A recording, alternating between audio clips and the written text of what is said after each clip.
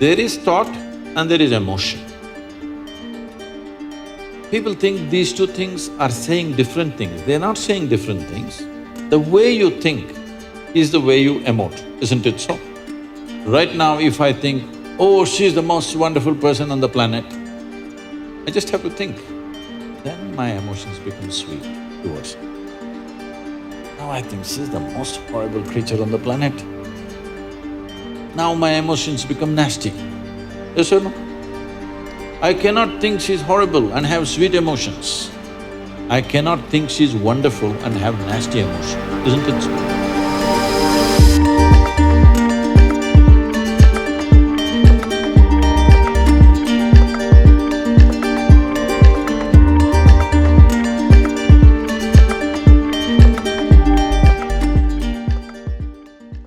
Namaskaram, Sadhguruji.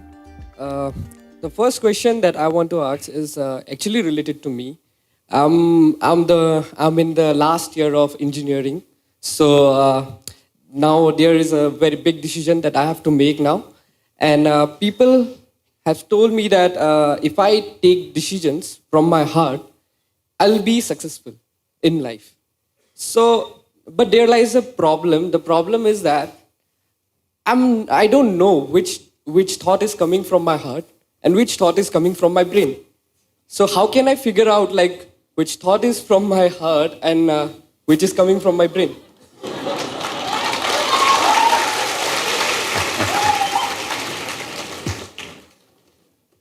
The heart makes only two sounds, lub-dub. Unless the local girls are disturbing it and it's going crazy. Otherwise, it makes only two sounds. Rest of the noise is all coming from your head. This idea that something comes from the heart, something comes from the brain is it's metaphoric, but unfortunately a whole lot of people are taking it literally. There was a time in many parts of the world, particularly in Arabia, the medical science in Arabia believed the blood is pumped from the liver. You might have heard Urdu sayings about Kalija, have you? Because they believed blood is being pumped from the liver, because liver is a far more complicated organ than the heart. Heart is a simple pump. So, do not give it any more responsibilities other than continuously pumping the blood and keeping you alive. Unless somebody here breaks it. So, about the last year of engineering, I want you to change that language because this happened. Can I tell you a joke? It's okay? You're pretty serious about this, that's why I'm asking. This happened. A very celebrated scientist was at a dinner and he was not grandly dressed or anything, he was looking very ordinary. So the lady who was, sitting next to him didn't pay much attention to him. She doesn't know who he is. But after some time, just to be polite, to make some conversation, "May I know what do you do?" He said, "I'm studying science." She said, "Oh, I finished that in my 10th class." So you're not going to, you're not in the last year of engineering, maybe the course, but not the last year of engineering, because for your entire life, if you learn engineering, when you're dying, after 100 years, okay? I'm not preponing it. After 100 years when you're dying, you would still know, if you are a constant learning process, you would still know you know very little about engineering. With that little, many things happen, that's different. So don't be in the last year of engineering. I know the program may be closing, but not the last year of engineering, okay? So, in engineering, Essentially, engineering means to have things the way we want. Yes? When we say this building is well engineered, I'm not saying that. If we say this building is well engineered or an automobile is well engineered, what it means is it's functioning the way we want. Yes? Of all the pieces of engineering on this planet, of many pieces of engineering, a tree is a fantastic engineering, even a mountain is fantastic engineering because it stood there for 1,000,000 years, that means it must be good engineering, isn't it? Yes? Something that stands there for 1,000,000 years must be well engineered. Of all this, the most sophisticated piece of engineering is human mechanism, isn't it so? Hello? Most sophisticated of all the pieces of engineering.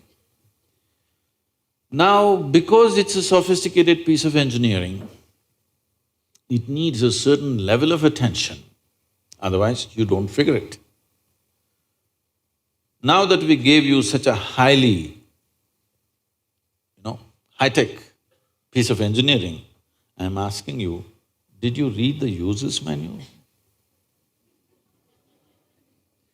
I think there is no user manual for now. How can they make such a fantastic piece of engineering without a user's manual? Maybe it doesn't come with a booklet attached to your neck when you were born.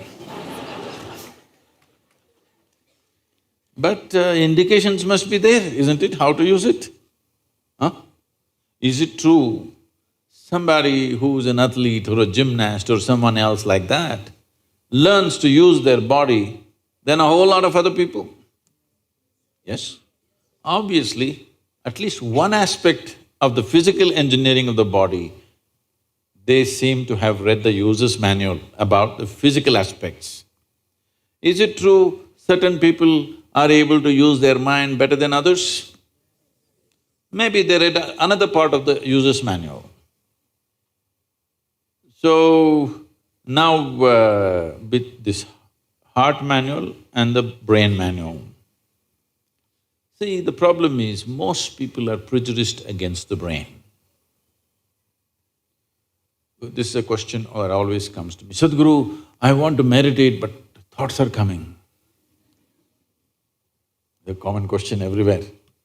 I ask them, see, I'll make you meditate. We will stop the liver, we'll stop the kidney, we'll stop the heart, we'll stop everything, okay? Oh, no, Sadhguru. So you want the liver to function when you're meditating. You want the kidneys to function. You want even the spleen to function, you want the heart to function. But you don't want your brain to function for some reason. This is simply because brain is a new equipment that you got in the evolutionary process. This level of cerebral development happened more recently compared to the other systems. If you cut open any mammal, they all have all these parts, isn't it? Every part that you have here, all of them have. Even if you open a frog, most of you, you're biology department. Even if you open a frog, almost everything that you have, he also has, isn't it? It is only… the big difference is only the cerebral development, which is a more recent happening. Because it's a more recent happening, most people have not figured how to handle it. So, user's manual is very important. You don't read a user's manual just before you discard the machine.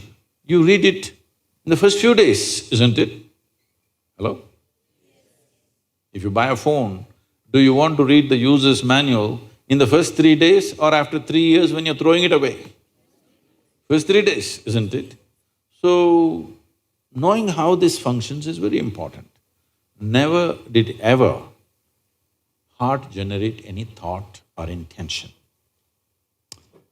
Well, when you looked at the young girl, heart beat more, that doesn't mean it's saying anything, it's just trying to compensate for the other levels of excitement that's happening.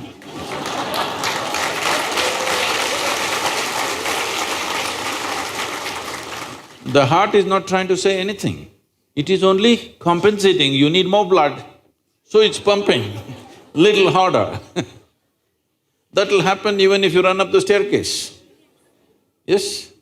What happens to you little panting when you fall in love also happens physiologically when you run up a staircase, yes or no? Fear also does that to a whole lot of people. So, heart is not trying to say anything, it is just trying to make sure every part of the body gets the nourishment of blood flow. So, it's your brain speaking in different tongues. What's your native language? What's your mother tongue? Assamese. So, because when you know 2, 3 languages, sometimes it gets confused, sometimes it speaks in English, sometimes in Assamese, sometimes in something else. So you're thinking different people are speaking, heart is speaking, mind is speaking, no. There is thought and there is emotion. People think these two things are saying different things. They're not saying different things. The way you think is the way you emote, isn't it so? Right now, if I think, oh, she's the most wonderful person on the planet, I just have to think. Then my emotions become sweet towards her. Now I think she's the most horrible creature on the planet. Now my emotions become nasty. Yes or no? I cannot think she's horrible and have sweet emotions. I cannot think she's wonderful and have nasty emotions, isn't it so? But today I thought she's the most wonderful person and my sweetness was flowing. Suddenly she did something tomorrow that I don't like. I think she's horrible. Thought is agile, it changes direction just like that. Emotion is little sappy. It takes time to turn around. So that period, you struggle as if there are 2 dimensions of thing happening. Because thought is saying one thing, emotion is still going sweet, because it takes time to become nasty. Everybody struggles, but it catches up or no after some time? Hello? Today you thought she's wonderful, sweetness was flowing, tomorrow she did something you don't like, you thought she's horrible. The thought is clearly saying she's horrible, but emotions are struggling because they can't turn quickly, they take time to turn. But after a week or 10 days or 2 months, depending on how deeply you're engaged, after some time, emotion catches up with the thought. Emotion also says, yes, she's horrible, so let's be nasty to her. So, they're not speaking different languages, one is agile, another is little slow in its corners. So, it looks like they're speaking different languages. When it comes to what you want to do, you must think clearly, it's very important. Thinking clearly means, the question is not about what will get me this, what will get me that. Is your life precious to you? All of you, I'm asking. Your life, is it precious to you? So before you invest this life into something, you must look whether today if I invest my life into this, after 25 years, will it still mean a lot to me? After 50 years, will it still mean a lot to me? At the end of my life, if I turn back and I look, will I be proud of this or will I be ashamed of what I'm doing right now? Doesn't matter what other people say. But you should not do anything that you will feel ashamed of, isn't it so? Huh? It doesn't matter, people say so many things. Everybody has an opinion, it's their business. But you don't do something that you will feel ashamed of, isn't it? Then you're turning against yourself. Somebody turns against you, you can leave them and go somewhere else. If you turn against yourself, you'll have to live with it forever. So, this is all you have to look at it. Something will get you money, something will get you comfort, that's not the point. What you choose to do, will it give you a life? When I say give you a life, are you just trying to make a living or are you trying to make a life out of this? This is important. Making a living is not an issue. A worm, an insect, a bird, an animal, all of them are making their life, making a living, isn't it so? They're even making a life out of it, but definitely they're making a living. So making a living with such a big brain is not an issue. Earning your food is not an issue, making a living is not an issue. Only problem is you want to live like somebody else, that's an endless problem. I want to live is not a problem. I want to live like you, this is a problem. So, It is important, if you consider your life as a precious life, you must make sure you make a wonderful life out of this. Whatever opens up in that direction, that is the thing you should do. But when you're under the pressure of peers, somebody is saying, I'm going to America, somebody says, I'm going to the government job, somebody says, I'm doing this.